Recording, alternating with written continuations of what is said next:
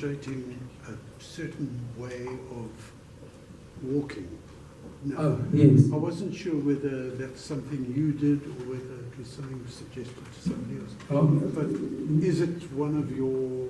Yeah, one exercise is to walk with your heels first, like this, and I'm trying to go over boulders so that you actually have to lift your foot and walk. And although this looks funny, remember I told you that you guys can just get up and walk? Many times I can do that, but there's sometimes when I've sat in the movie for too long, and I have to say to myself, I've got to aim for something on the floor, and pretend it's a rock, and say, walk. But you don't walk like that. I don't walk like that, you don't see me walk like that, but that's the idea. So I try to minimize it. I don't do this, I don't do this. What kind of mental remembrance do you remind yourself, or what motivates you in order to get your energy in the right place? I don't dwell on what was. I look at what has to be. So I like coming here today. I can promise you at about 2 o'clock. I didn't know if I was going to make it because I really hadn't felt good the whole morning. When I say I hadn't felt good, I was kind of tired. I was not getting with it. I was moving slowly. One of the things that's really difficult is putting a letter into an envelope. You want to infuriate me? Give me this to put in an envelope. So I couldn't think of what I did yesterday to motivate me for today. All I knew was that I had to get ready to be here. And so I got into an exercise routine of 15 minutes. I was careful what I ate. And that got me here. So thank you. Yes, thank you very much for coming here and speaking to us. I know Aubrey for many, many years. And telling us about this disease that you got such a length of time before, I didn't know only recently. So you kept it in a really very good way that nobody knew about it. But the treatment from Israel, although it's not being approved by the FDA in America, is there any chance that you can get it in Israel? I've been too scared to ask. I think that you probably could, because in Israel they're doing it. So I don't know what the cost is, I don't know what the requirements are, but I do know this, that if one is considering deep brain surgery, DBS, where they put 2 electrodes into your brain, much like a pacemaker in your heart, and the wiring goes under your skull, just under into a power, like a battery pack. They want to do that when you're still well, before the medication has gone to such a level that even if you had the surgery, it wouldn't do much because you're not reacting well enough to the medication. So that is something we'll be faced with in the not too distant future. I'm not in a hurry to have people drilling in my head, cutting it up. And what made you talk about it? And how do you feel different? Good question.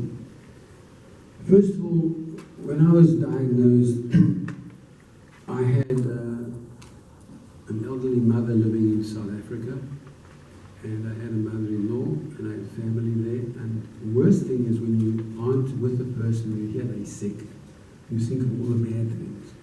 So certainly, for sure, I did not want them worrying about me here. I was in pretty good shape. But they would never believe me if I told them, don't worry, I'm fine. That was the one thing. The other thing was, I didn't want people who were working with me to be concerned that, oh my gosh, is this guy going to keel over one of these days? Is he going to disappear? Is he going to die? Is he going to be in hospital? I better look for another job. Or competitors saying, hey, that guy, he's finished. You know, he's done. He's going to close down. I promise you 6 months from now he won't be here. Switch to us now. So I had to protect the family who were overseas. I had to protect my personnel who worked with me. And the way that it got out was that my mother came here for a wedding. And she said to my son, "How's your dad doing?" "Oh, he's doing great. He saw the doctor yesterday, gave him new medicine. He's fine." So what are you talking about? And that's how that got out.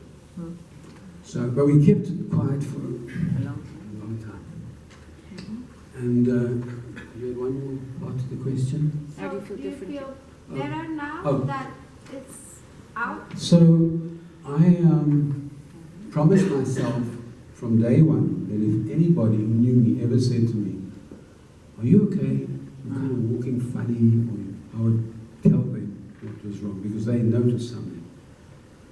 But I decided that the main reason for me coming out and talking publicly was that I could do more for the foundation and I could do more for people who were going through a tough time with the illness than by keeping quiet. And so that's why I'm going out publicly. So us as onlookers, friends of yours, how do you want us to react to you? Do you want us to say, do you need help? Or will you ask us for help when you need it?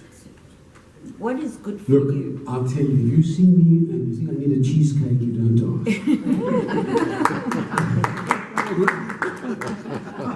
Seriously, if we're at a function, I know the other night, I forget where it was, no, Carol got me, It was at the offer.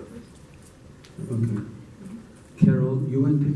I know, but Carol No. told me she got Carol got me, didn't ask, just said, "Can I get you something?" And Okay. I said, "Thank you." She did. So if you think that I'm looking a little suspect, I have no problem with you just coming to me and saying, "You know, you look like you need a back massage. Can I organize it?" That or was a drink. serious. Pardon? Serious. Seriously, yeah, seriously. I mean, it has been a good no, but you can certainly, and you'll see it in my mood. You'll see it in my face. I'll be very quiet, and I'll maybe just stand in one place. That's all signals that it's not all systems go. So, thank you. Thank you, everybody. If you know anyone who's got Parkinson's, if you need me to talk to them, if you want to visit, they have apple pie and cream. I'll be there with tea and we can talk. So anybody can call me. We've got a website, it's got information on meyerowfoundation.org, and I'd happily talk to them and try to be of help. So thank you, thanks for coming out.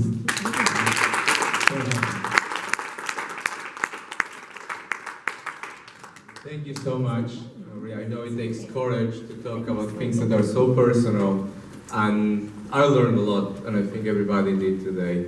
Really appreciate what you do, what you did today, what you do for the community, and may Hashem bless you to continue inspiring people and grow from strength to strength. You're an amazing person. We're proud to have you as part of our community. Thank you very much. Yes.